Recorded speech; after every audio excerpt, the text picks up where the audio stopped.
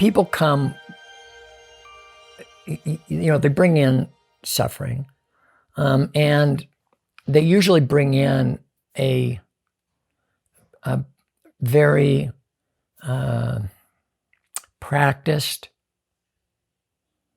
I don't want to use the word rehearsed, because people are not playing. They're not acting. But it's a really well-worn story about who they are and how stuck they are and why they're stuck. And the why they're stuck may even be a story about not knowing why they're stuck and that it doesn't make any sense why they're stuck. The way that these, stories will occur for you, like if you're a therapist and you're sitting in session, is that, when you first begin to hear them, they might be sort of compelling, but over any long haul, and certainly over multiple sessions, they might evoke in you something like you might feel bored, or you're kind of drifting off in session as the person is talking to you, or frustrated, or something like that is what the internal experience of it will be like.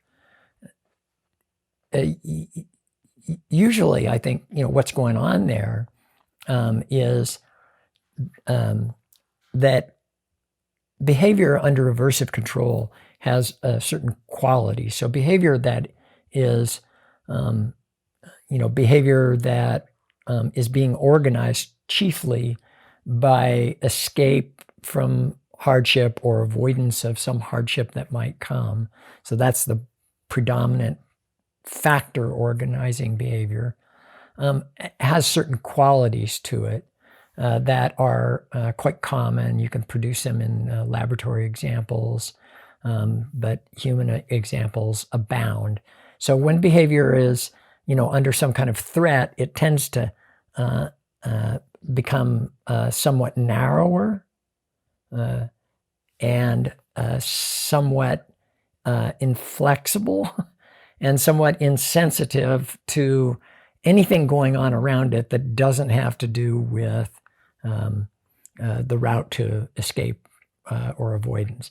Now, if you think about this in like evolutionary terms, of course, it makes perfect sense.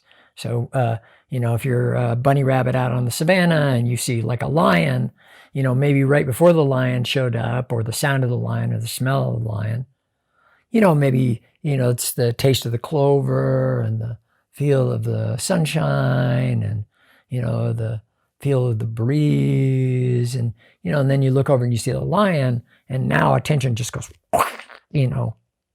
closes shut. And the only thing that exists in that world is the lion and the hidey hole. That's it. The whole world narrows down.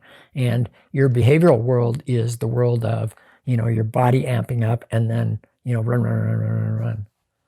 That kind of general feature, more or less is what you see when behavior is being organized by, the hardship or some threat of hardship. When people come to us, pretty much by definition, they're coming under some kind of hardship. And that, story that they tell us about that hardship is, I always assume it to be functional, like it produces something in that person's life, or they're trying to produce something in their life.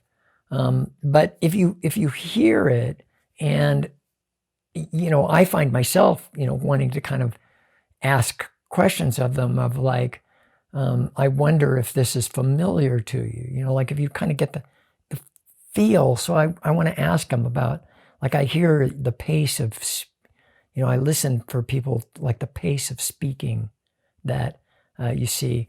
There's a certain repetitiveness very often to this. That's that sort of narrowing of repertoire. If you ask the person a question, they might not answer the question at all. Or they might just answer the question and then they cut right back, to this story that they're telling you. That kind of insensitivity is a kind of a classic sign of aversive control. And, if you kind of look around and, your office is like my office and you don't have any lions, tigers, or bears in there, there aren't any imminent threats to them, like right there in that room. And so what the threats, I assume that there are threats, but that the threats that are organizing them right there in that moment are threats to, their personhood, who they get to be in the world, what they get to have in the world. And that, and this happened, and this happened, and this happened. Of course, you'll get a lot of reinforcement for that out in the world. Like if you go to a friend and you tell them, oh, I have these panic attacks, or I feel so depressed, and you tell them about your history with that and how it makes it impossible for you to move. I mean, how are your friends going to respond to that? They're going to be kind and sympathetic. But, if that, I'm not like against kindness or sympathy or anything like that, but that kind of first reaction that you might have to it, that, to sympathize, to, you want to tell them, oh, it's going to be okay, or, you got so much to look forward to, or, I'm your friend, like that. If that were going to work, psychology would go out of business, I mean, people can get that pretty readily, buy the person next to you a beer at the nearest bar and, tell them something like that. And they'll say, yeah, me too, and then they'll tell you your story and you can buy them a beer and, there you are. I think that the story and being able to sort of say that, it seems sensible, because a lot of things, if you can kind of make sense of them and describe them, then you could exert some control over them. I mean, if you look at like Adam's first job in the Bible, he names all the creatures, right? And he gets like dominion.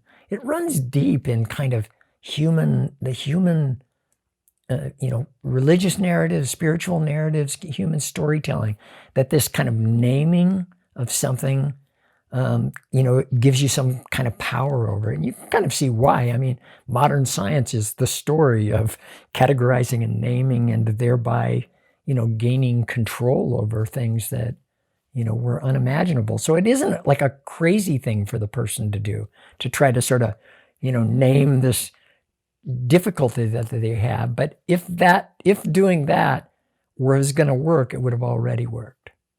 And so my assumption is that it's working to produce some kind of benefit to them, but not so much that, they're still coming to see me. So what I want to do is I want to know, if the lion wasn't chasing them, what would they want to move towards? If the lion is chasing me, yes, I can see that. But if it weren't chasing you, just help me get a sense of what, like, I get the troubles that you're bringing me. I get that. And I want to ask you more about that in particular. But if you weren't being pursued, oppressed by this, I wonder what it is that you long for. Now, one of the things you detect, even as I describe this, is that my pace sort of drops down and my words become deliberate. And you can hear the words and the spaces between the words. So you have clients. Think about your clients. Think about your most client that you've struggled with the hardest, that's like really tough for you, that you can't quite figure out what to do with. And then think about them in a typical session, like what they sound like, and see if you, almost like a song, you could kind of get the beat, and sort of see if you can get the beat and the pattern, the kind of pattern of speaking that they bring to you, and see if you can feel that repetition in the midst of that, right? It's got a kind of a pace to it. And so I'm going to begin to intervene on that pace just by, like, I hear what you're saying, but I want to, I want to hear sort of the next level down. Like I feel like that there's something I'm not hearing. I want to be sure that, like, I'm not just hearing like, if you ever talk to someone and you start to explain something to them, and like before you even get the explanation out of your mouth, they're like, oh yeah, I know exactly what you're talking about. And you're like, no, wait, I haven't even said it yet. I don't want to be that guy. Like, I want to be somebody who, like, really, really hears you.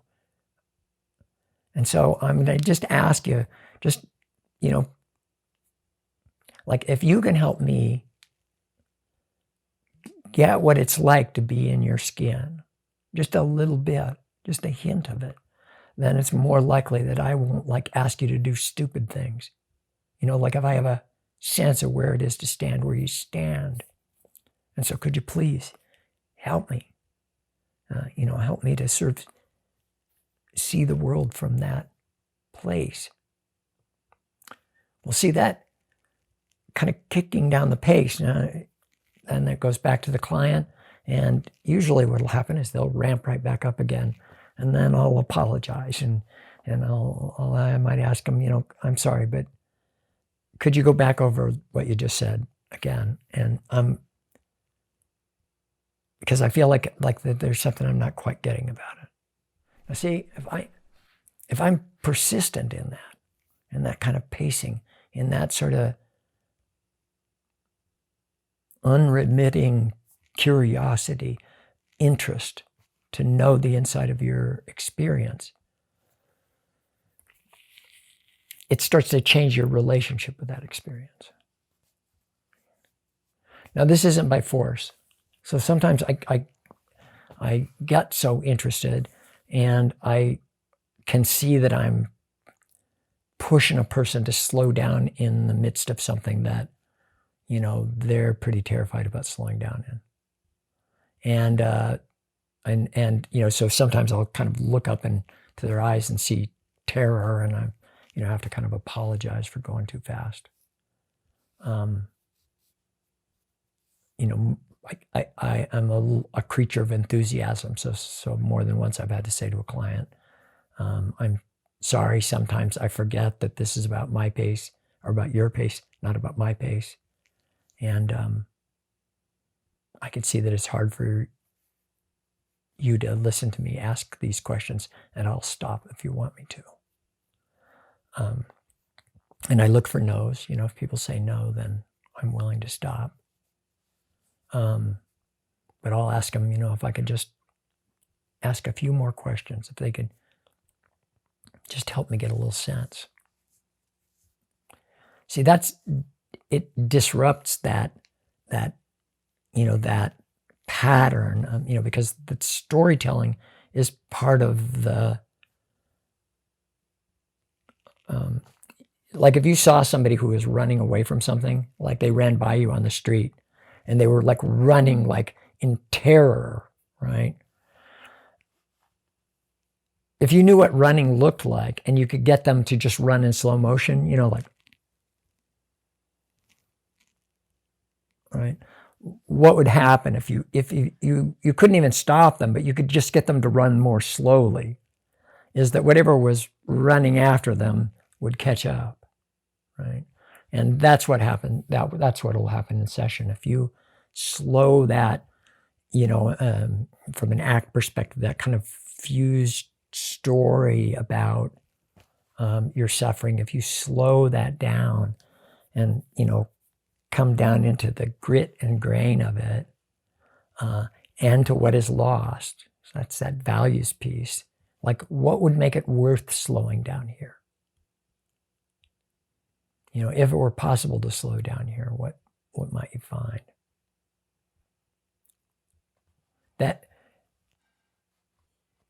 That slowing will, like, allow things to catch up, and there are just some things you can't see when you're moving quickly.